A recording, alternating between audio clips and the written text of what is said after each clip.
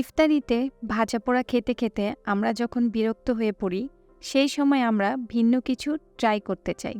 সেই প্রয়াস থেকেই আজ আমি আপনাদের জন্য নিয়ে এসেছি মুরগির ভুনা খিচুড়ি। আসসালামু আলাইকুম ভিউয়ার্স, প্লাসি কুকিংয়ের আজকের পর্বে আপনাদেরকে স্বাগতম। চলুন আমরা আমাদের রেসিপিটি শুরু করি। চুলায় একটি প্যানে আমি হাফ কাপের মতো তেল দিয়ে দিচ্ছি। এখানে আমি সয়াবিন তেলটা ইউজ করেছি। এরপর আমি কিছু গরম মশলা অ্যাড করছি। এখানে আমি 3টা তেজপাতা, একটা দারচিনি স্টিক 4 টুকরা করে ভেঙেছি, আর 4-5টার মতো লবঙ্গ আর 4-5টার মতো এলাচ নিয়েছি। গরম মশলাগুলো আমি তেলের মধ্যে একটু ভেজে নিচ্ছি। এরপর আমি এখানে 1.5 কাপের মতো পেঁয়াজ কুচি নিয়েছি, সেটা দিয়ে দিলাম। এবার আমি পেঁয়াজ কুচিটাকে গরম মশলাগুলোর সাথে খুব ভালোভাবে ভেজে নিচ্ছি। পেঁয়াজটাকে আমি কিছুটা লালচে করে ভেজে নিব। এবার আমি দিয়ে দিচ্ছি 2 টেবিল চামচ আদা বাটা, 2 টেবিল চামচ রসুন বাটা, দিয়ে দিচ্ছি একটা টমেটো কুচি। তারপর আমি সব মশলাগুলো আরেকবার একটু ভালোভাবে মিশিয়ে নিচ্ছি। এবার আমি শুকনো উপকরণগুলো অ্যাড করছি। দিয়ে দিচ্ছি 1.5 চামচ হলুদের গুঁড়া, 1.5 চামচ ধনিয়ার গুঁড়া, 1.5 চামচ জিরার গুঁড়া, 1.5 চামচ লাল মরিচের গুঁড়া, আর দিয়ে দিচ্ছি 2 চামচের মতো গরম মশলার গুঁড়ি। যারা মশলা কম পছন্দ করেন তারা গরম মশলার গুঁড়িটা স্কিপ করতে পারেন। 1.5 চামচের মতো লবণ দিয়ে দিচ্ছি। লবণটা কিন্তু আপনারা আপনাদের স্বাদ অনুযায়ী বুঝে দিবেন। এবার আমি সবগুলো উপকরণকে খুব ভালোভাবে কষিয়ে নিচ্ছি। এখানে আমি 1 কেজির মতো ব্রয়লার মুরগির মাংস নিয়েছি, সেটা দিয়ে দিচ্ছি। মাংস সহ মশলাগুলোকে আমি খুব ভালোভাবে এবার মিশিয়ে নিচ্ছি।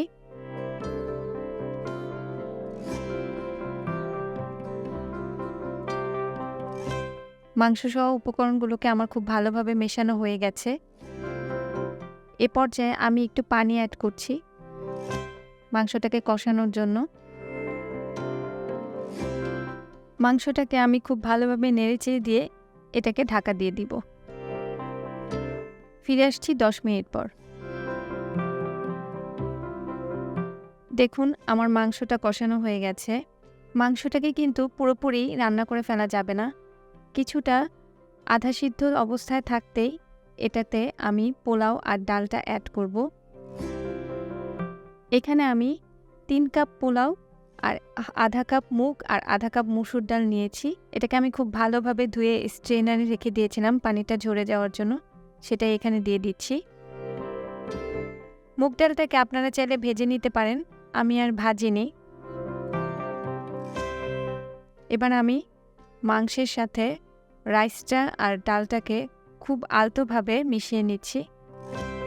খুব জোরে এটাকে নাড়াচাড়া করা যাবে না, তাহলে মাংসগুলো ভেঙে যেতে পারে। মাংসের সাথে চাল ডালটাকে আমি খুব ভালোভাবে মিশিয়ে নিয়েছি।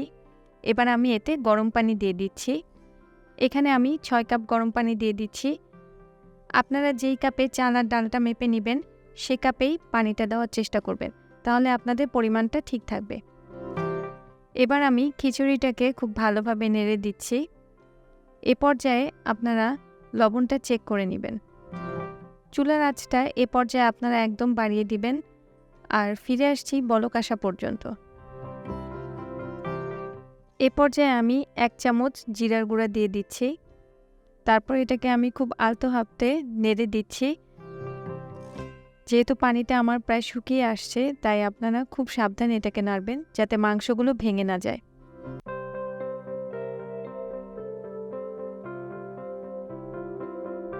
এখানে আমি 4-5টার মতো কাঁচামরিচ দিয়ে দিচ্ছি, আর এ পর্যায়ে আমি চুলার আঁচটা একদম লো হিটে রেখেছি।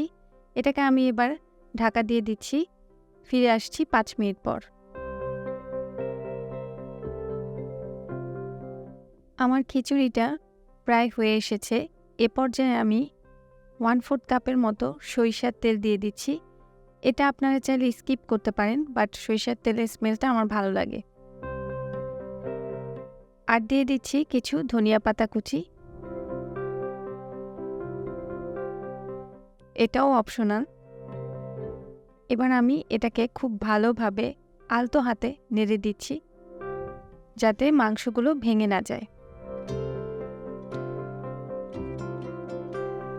দেখুন আমার খিচুড়িটা কমপ্লিট হয়ে গেছে।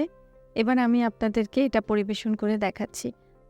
আমি চেষ্টা করেছি খিচুড়িটা আপনাদেরকে যতটা সম্ভব সহজভাবে দেখানোর জন্য। যদি আপনাদের এটা ভালো লেগে থাকে তাহলে ইফতারিতে আপনারা একবার হলেও এই রেসিপিটা ট্রাই করবেন। আর এছাড়াও বৃষ্টির দিনেও কিন্তু এই ভুনা খিচুড়িটা খেতে খুব ভালো লাগবে। সো ভিউয়ার্স, যদি ভিডিওটি ভালো লেগে থাকে তবে লাইক, কমেন্ট ও শেয়ার করতে ভুলবেন না এবং অবশ্যই সাবস্ক্রাইব করে আপনাদের পাশে থেকে এ ধরনের মজাদার রেসিপি তৈরিতে আমাকে উৎসাহিত করবেন। আর একটি কথা, নিরাপদ ও সুষম খাবার খাবেন, সুস্থ সবল জীবন পাবেন। আল্লাহ হাফেজ।